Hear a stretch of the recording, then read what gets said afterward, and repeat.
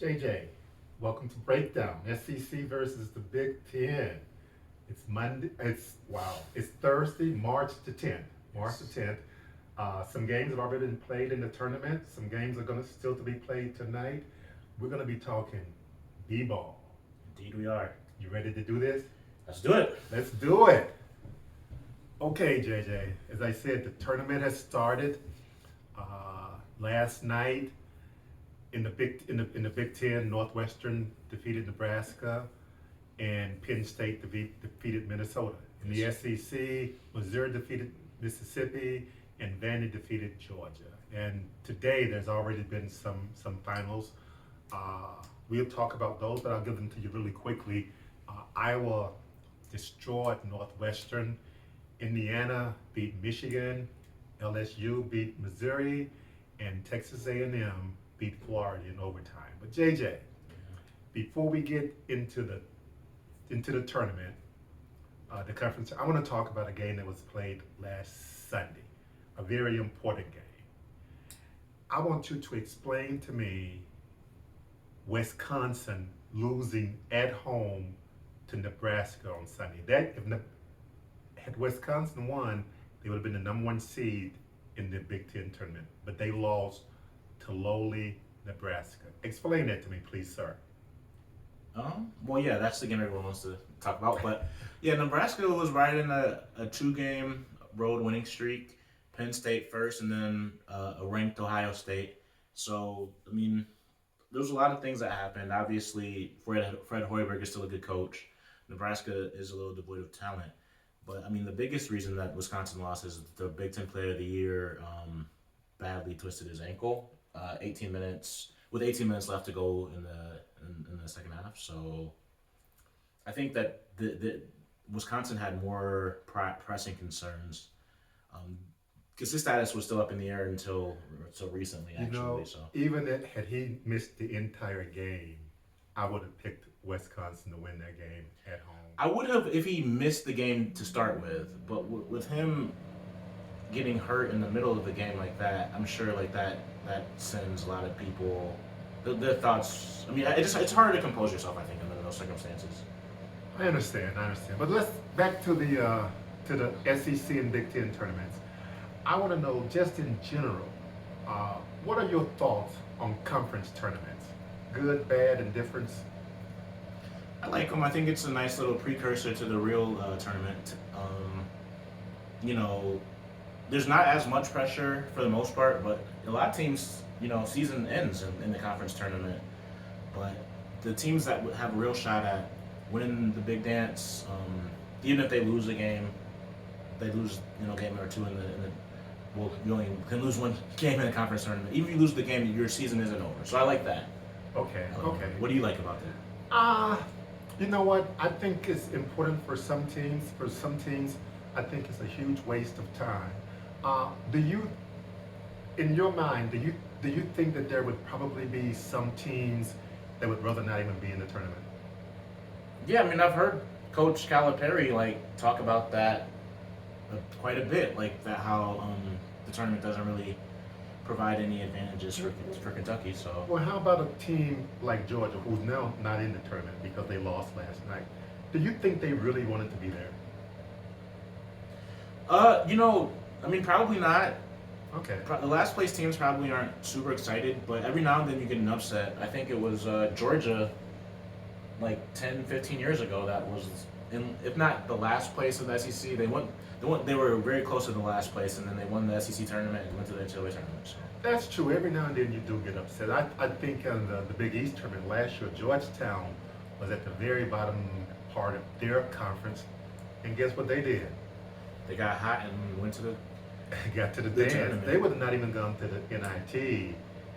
Same thing with Oregon State, except Okay. for Oregon State actually made it to the Elite Eight last year. So So I guess the tournaments can be good. The tournament can be good. Okay.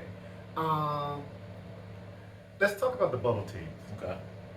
What teams in the SEC are likely to benefit from the conference tournament?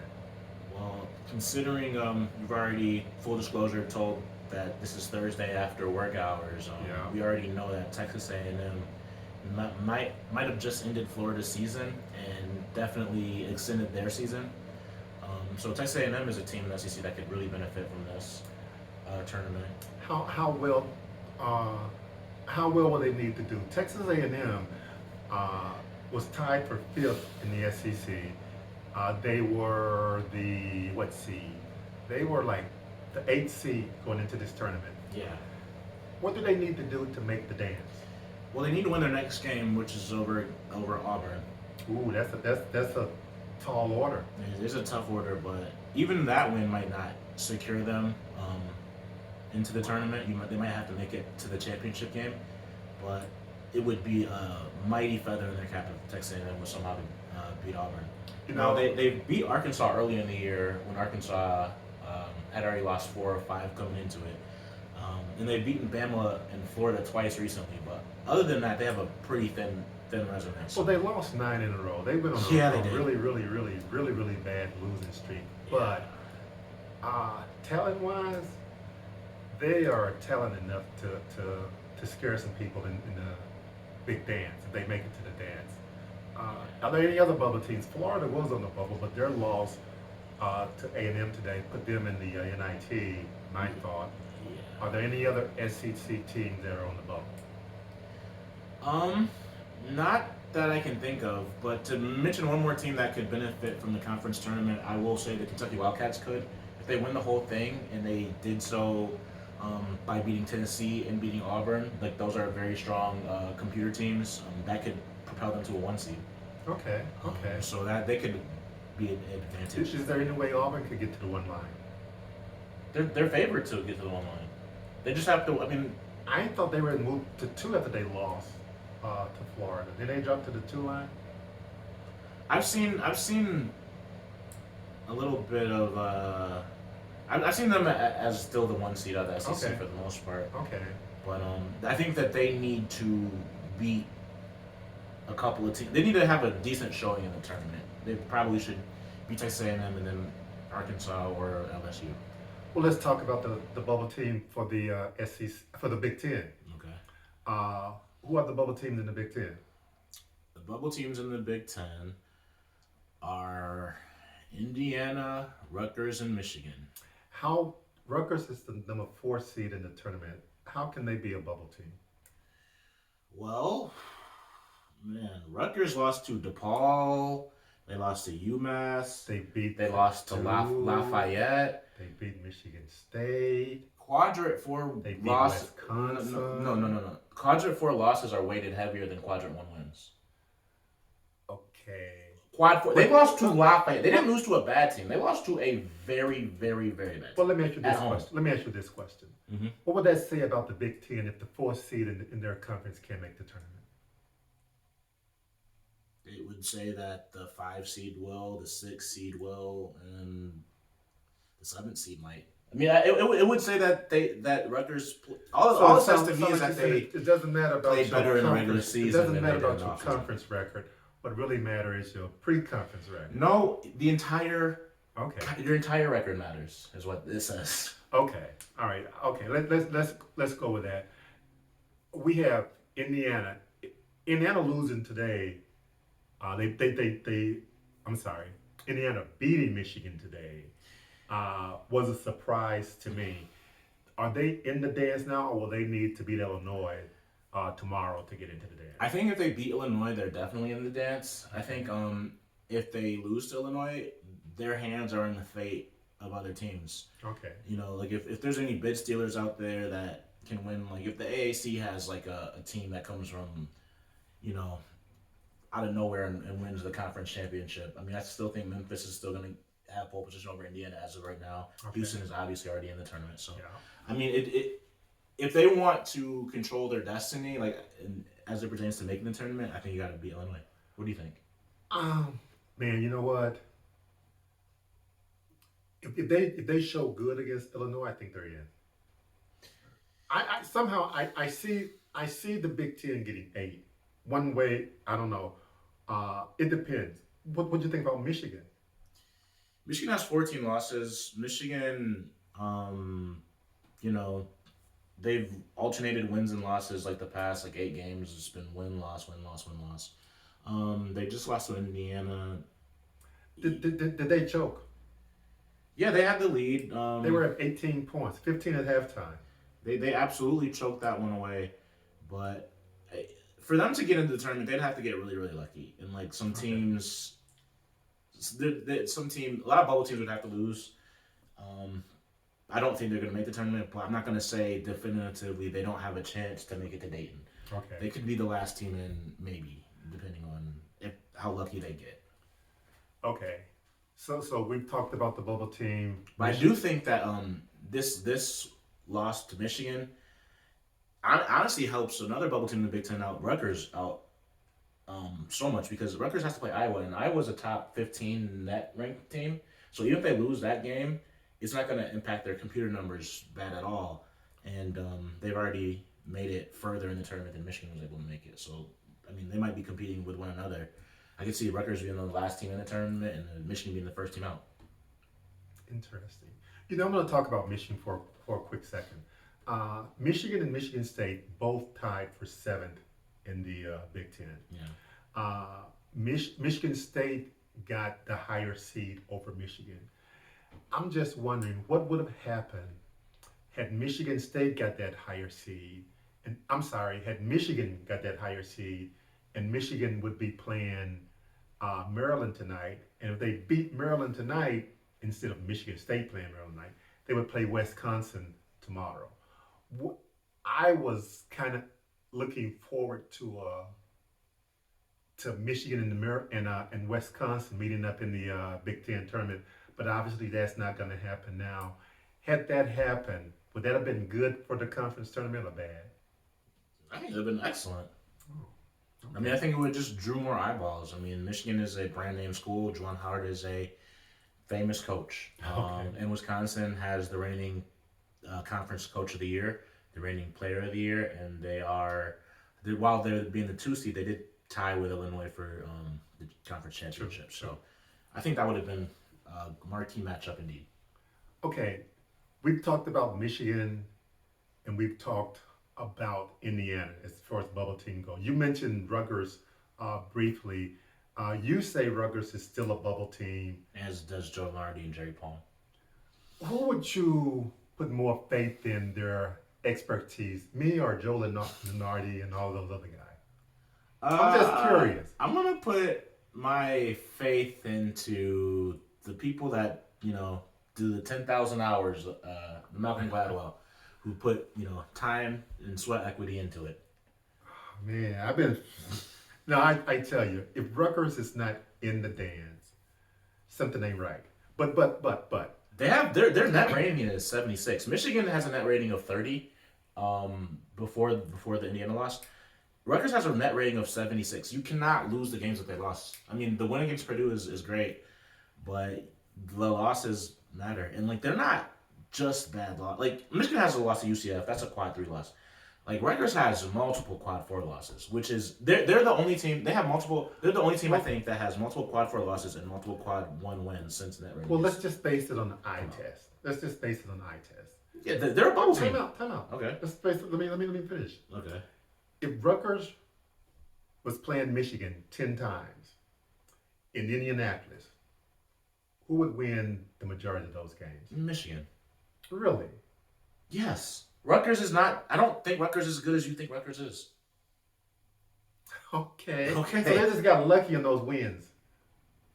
No, they're a volatile team. They're a bubble. They're a border. You just said Michigan's win, lose, win, lose, win, lose. Yeah. So Michigan sounds like a volatile team. They are. Okay, but they would beat Rutgers more time than them. Okay. All right. Any other bubble team in the Big Ten? No. The only even possible bubble teams are Indiana, Michigan, and Rutgers. Everybody else is securely no top 10, no double-digit seeds. Michigan State is solidly an 8-9 seed. Okay. So. All right. That was my question. Is Michigan State? Hey, let's talk about the season as a whole for both the SEC and the Big Ten. Looking back on the season, what teams would you describe as overachievers? Well, For the Big Ten and the SEC, it's Let's two teams let's just do one. What conference we gonna do first? that one. You pick. Let's do the Big Ten. Who would be considered an overachiever? I think it would be the team that finished tied for first place in the conference that didn't receive one AP preseason vote for the top 25 and was picked to finish in 8th by Athlon Sports. And that's not Illinois. So that would be the Johnny Davis-led Wisconsin Badgers. Okay, so they overachieved. I would tend to agree with you there. Anyone else in the Big Ten overachieved? Not really. Well, JJ, there had to be at least one other overachiever. I mean, Rutgers overachieved Okay. in conference, but they underachieved out of conference. Okay. So, like, if we were just judging their entire resume, I thought they'd be a bubble team coming into the year, and they're predicted to be a 12 seed per CBS and ESPN. So, All right. So Wisconsin, we can agree that we're overachievers. What about the SEC? I would say it's the team that won their conference. That was, picked to finish in 5th per Athlon Sports and was preseason outside the top 20. I think they were 22nd. Well, I guarantee you, before the season started, I did not have them finishing that bad, Phil. So I'm thinking maybe I might be a little bit better than these other people that predicted. What say you? Maybe a broken clock is right a couple times a day. So you said Auburn overachieved. Absolutely. Which was the greatest overachiever, Auburn or Wisconsin? Wisconsin did not get one single AP vote, and they were picked to finish 3 spots lower than Auburn was picked. So I think that's pretty. And the Big Ten, I think, is rated as a harder league than the SEC this year. Although SEC is heavier on top, I would say. Okay. What about are there any other overachievers in the SEC? I don't know. Tennessee was a top 15 team. Arkansas was a top 20 team. Kentucky was a top 10 team. South Carolina maybe. Not really. Okay. I would not say really. Okay. What about the underachievers? Let's go SEC. Let's go SEC. Plenty of those. Plenty of those in the SEC. Plenty of those in between the two conferences. Okay. I tell you who my number one underachiever in the SEC, but I want to hear your number one underachiever first. That's Alabama. Alabama, they underachieved, but I don't think anyone underachieved like Georgia. Georgia was predicted to finish last in everything. I looked up all the preseason predictions, and they were picked to finish last, and they finished last. I think they achieved. Well, who was the one team that Georgia defeated in the SEC? They only won one game in the SEC. Why don't you tell me who's the team? What's the one game that they won? Alabama. Yeah. So I guess that goes to show that you were right when you say Alabama was the greatest underachiever.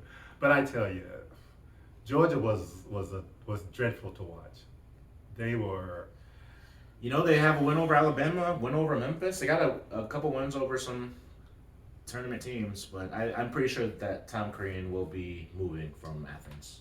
Yeah, boy, I don't think I have seen a major conference team play as poorly as Georgia did for the entire year. But that's there. So we got the number one underachiever, Alabama, and Alabama still got a shot. Because Alabama plays Vandy tonight. Yep.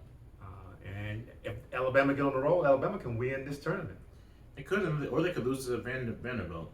They're the SEC's leading scorer in Scottie Pippen Jr. And Alabama, they can lose to anyone. Iona. They can. Memphis, They can win against. They can beat anybody. Okay, JJ, we got the underachiever in the SEC. Tell me about who would be the overachiever in the SEC. We already talked about the overachiever, and I said it was Auburn. Forgive me. I drew a blank. You're right. I would say Texas A&M and Florida are two other SEC, or no, LSU and Florida are two other SEC teams that somewhat underachieved. LSU did pretty good in conference Well, there was a huge gap between the top 4 teams and number 5. But That's very true. That's very true. I want to talk to JJ for a quick minute about the. Underachievers in the Big Ten, or I know who that is. okay. Yeah, let's go to the Big Ten, and then after that, I got another topic I want to talk about. Who are the underachievers in the Big Ten?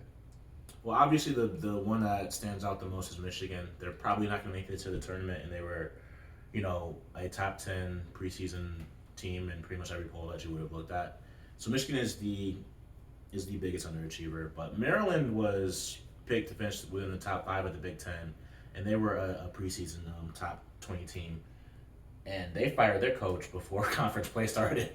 So Maryland is a pretty significant underachiever too, and Michigan State also underachieved a little bit, but not to this degree as Maryland or Michigan did. Maryland and Michigan had disastrous. Yeah, I'm not sure I would classify Michigan State as an underachiever because they were not rated in the top 25, and when the season started.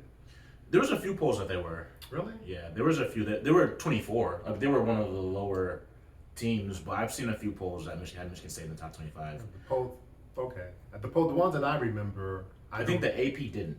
Okay. I didn't know that they were there. The coaches, I think, were having 24. Jay, I want to talk really quickly about the strength, the conference strength. Okay. The Big Ten is known for having known for basketball, correct? Kinda.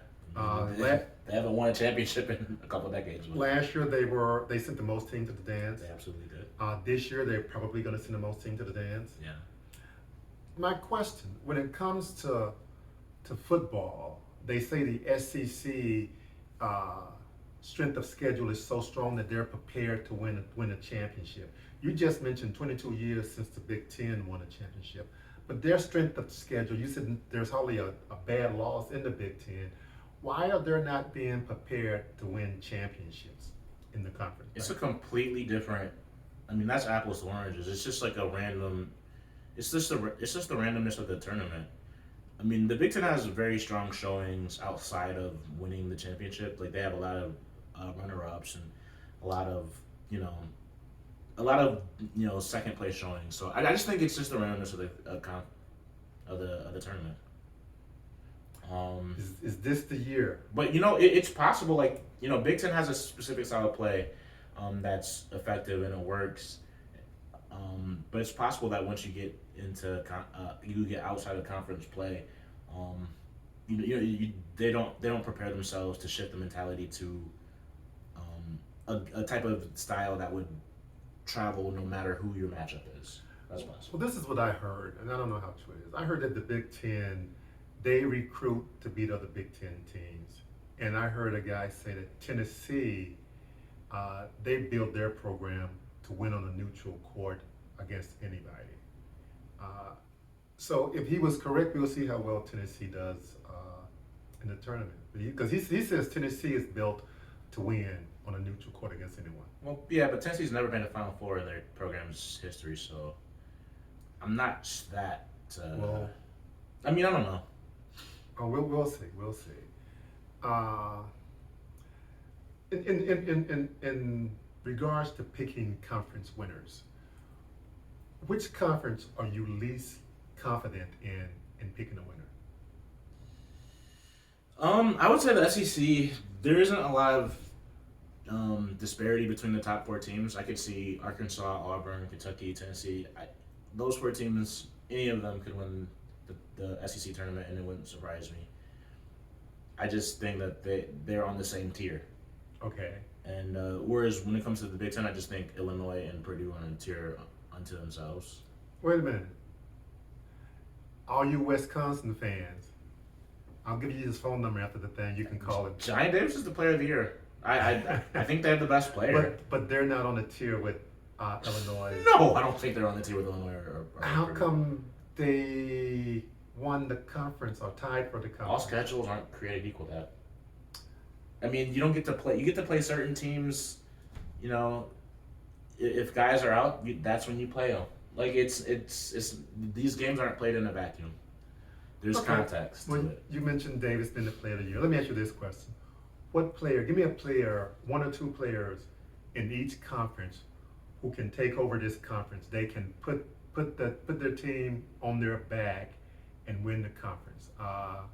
Let's start with the SEC. Well, no. Let's start with the Big Ten, because you just mentioned a Big Ten player. Who are some players in the Big Ten with the capability of putting the team on their back? Well, if Johnny Davis is healthy, he can absolutely do it. Big Ten Player of the Year, super sophomore. It's the year of the sophomore for the Big Ten. Jaden Ivey for Purdue. He's another lottery pick that can take over. Okay. He's incredibly dynamic and athletic. He's like a Donovan Mitchell type. Keegan Murray. He's another guy that's a sophomore that's going to be picked in the lottery by all likelihood. Team. He plays for the Iowa Hawkeyes, who I think are a dark horse to potentially win the Big Ten tournament. He's just amazing. Like, he does everything for them: points, rebounds, assists, steals. But he's a 5-tool player. He can take over the game at any time. Kofi Coburn can take over a game at any time. Okay. Given the right matchup. I think that he's incredibly dynamic. And lastly, I'll say EJ Liddell. Instead of Malachi Brannon, I went with EJ Liddell for the Ohio State Buckeyes. Okay. Is there anybody that you think in the Big Ten I'm missing? I think you touched on all the ones that I would have touched on. Okay. Yeah, I think you touched on all of them. I'm trying to think if there's anyone else. No, not in my mind. Let's go about the SEC. What players in the SEC have the capability of putting a team on their back? Well, obviously Jabari Smith. He's going to be like one of the top 5 picks at Auburn. But Vandy, I mentioned Scottie Pippen Jr., the leading scorer. Jabari Smith, has he slipped any recently? Auburn went through a losing streak. His draft status? No, he looked pretty good when he played. Okay. So I don't think it had anything to do with him. If anything, I think he's still top 2, top 3. Okay, and so you mentioned Scottie Pippen Jr. Yeah, he's the leading scorer in the SEC. I think Second. No, I'm sorry. You're right. He is the leading scorer. Yeah, I think you're thinking about JD Note. That's right. Who I will transition to. But tell me more about Scottie Pippen Jr. He is Vanderbilt's offense. He can, score at all 3 levels from behind the arc. He can get to the rim, and his mid-range game is much improved. I think that they have the capacity to upset Alabama, and he always puts on a show against Kentucky. So if they do get past Alabama, I would love to see the matchup against Kentucky. Okay. JD Note from Arkansas, the second leading scorer in the conference. Yeah, he's been better at getting other players involved. His assist rate, I think, is better this year than it ever has been before, and he can obviously take over. He can score all 3 levels as well. And then I'm gonna go with Oscar Schweiber, the likely player of the year for Kentucky. He is just a force on the interior. So long as he doesn't have to match up with someone too much taller than him. He seems to struggle against guys who are just physically more imposing, because he does not have the hops that you need, and he's also like 6'9", so he's not. I mean, Walker Kessler, for example, is a guy that he could do nothing with. So, but other than that, he's a force. He's like the Kofi Coburn of the SEC. JJ, is the big man becoming less valuable in the sport of basketball? Depends on what level you're talking about. If you're talking about the NBA, there was a period in which that was true, but the 2 best MVP candidates are both centers. I think the big man has transformed. You can't just be like the traditional back to the basket big like you were in the 80s, unless you're like just a complete unique player unto yourself like Shaq. I think that Shaq could still come in and do what he did. But I don't think the David Robinsons, like the Patrick Ewings, I don't think that is as desirable, just because we know that the post-up is inefficient. Even great post-up players, it's less efficient than taking a 3.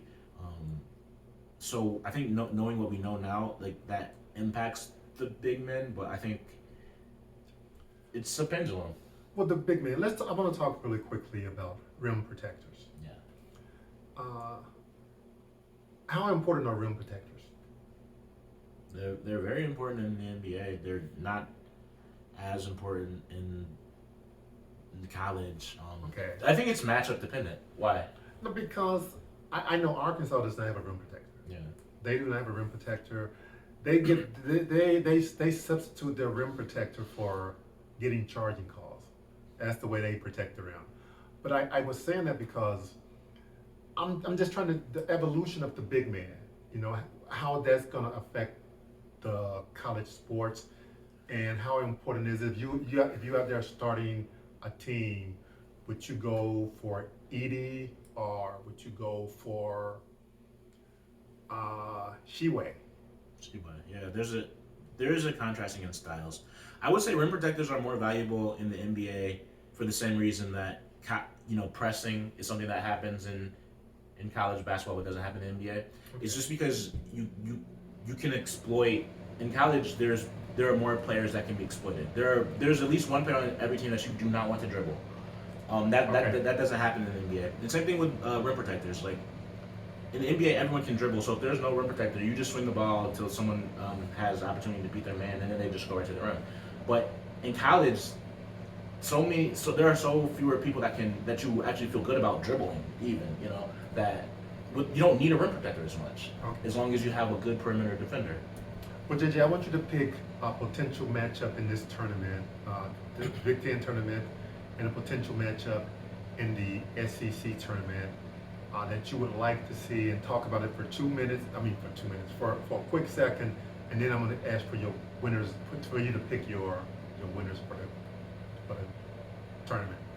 What matchup in the Big Ten would interest you the most? I guess it would be Purdue, Illinois, because I think they're the two best teams. Okay.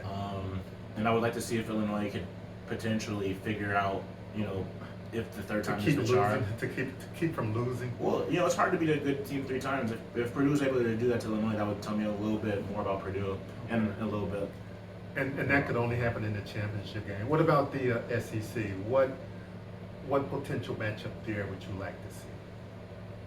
Oh, I would love to see a rematch between Arkansas and Auburn on a neutral court.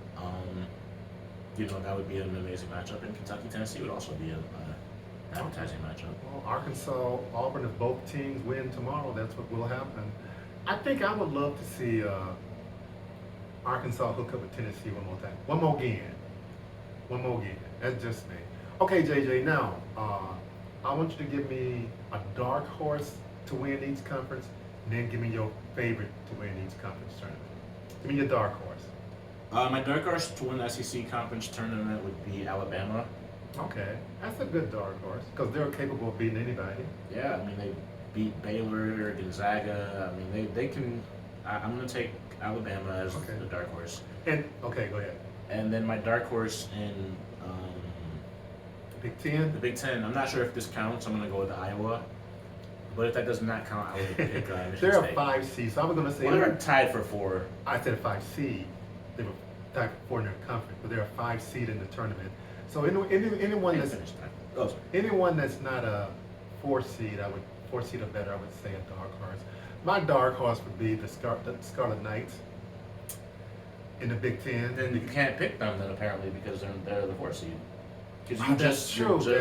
That's true. But they will, and they're not going to be favored whatsoever against Iowa. That's what makes them a dark horse. Yeah. That's why I said if Iowa doesn't count, I think Michigan State could potentially be my dark horse. JJ. Dad. Give me your winner. You give me your dark horse. Give me your winner. Well, I have Purdue winning in the Big Ten, and 3 in a row over Illinois. You say, all right. And I have Kentucky winning in the SEC. You know what? I'm going to go with Illinois winning in the Big Ten and Tennessee winning in the SEC. That's fair. All right. Hey, everybody. Enjoy the game tonight. JJ, it's time for us to get ready to check out the game. Michigan State coming on in about 30 minutes. Less than that. You ready to go watch? Yeah. Hey, everybody. Peace out. Enjoy the games. WPS. Whoop Pig Suey. March Madness is here. Yes, sir.